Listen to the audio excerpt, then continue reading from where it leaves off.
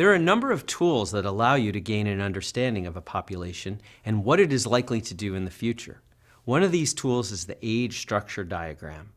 A population's age structure describes how its members are distributed across age ranges. Age structure is important for demographers to make predictions about future population growth or decline. Age structure diagrams are visual representations of age structure within a country, usually divided by males and females on each side of the graph. There are three broad categories for organizing age structure diagrams. The first one is the population pyramid. A country with many more younger people than older people looks like a pyramid, and that's why age structure diagrams are often called population pyramids. The age structure diagram is widest at the bottom and smallest at the top. This means there's a large number of females aged 0 to 15 that have yet to bear children, so from the size of that population, we can predict how the population will grow. This shape is typical of developing countries such as India, for example. The second type of age structure diagram is more of a vertical column. Very little difference between the number of individuals in the younger age groups and older age groups is apparent. In countries with column-shaped age structure diagrams, there is low population growth or approaching no growth at all. This is more typical of developed countries or recently developed countries. Some examples are the United States, Canada, and Sweden. The last grouping of countries have an inverted pyramid age structure diagram. This indicates a country with a greater number of older people than younger people. This country will have a TFR, a total fertility rate, of less than 2.1, meaning this is below replacement level fertility. The people in this country are not replacing themselves.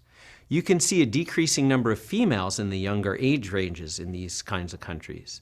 This population will continue to shrink and is more typical of developed countries such as Italy, Germany, and Russia, for example. How do countries transition from a pyramid shape to other shapes? One idea of the change comes from the theory of the demographic transition. It's not a hard, fast rule, but it's a theory or hypothesis that demographers have used to characterize changing populations in some countries. Population size, industrial development in a country, the resource consumption of the people in the country, and human environmental impact are all closely linked. Many nations, but not all nations, that are developed have gone through a similar pattern of demographic transition, which can be described as follows. The theory of demographic transition says that as a country moves from a subsistence economy to industrialization and increased affluence, it undergoes a predictable shift in population growth. There are 4 phases to this demographic transition. Phase 1, slow population growth. Pre-industrial periods are characterized by high birth rates and high death rates. The lack of health care, poor sanitation, no access to clean water lead to these high death rates, and those populations have large numbers of children because they typically experience high death rates among children. The country experiences slow or no growth, or might even lose population because the crude birth rate and the crude death rate are very close together, and sometimes the crude death rate is greater than the crude birth rate. But over time, the country works its way into phase 2, rapid population growth. As a society begins to industrialize, death rates decrease rapidly, but birth rates don't change.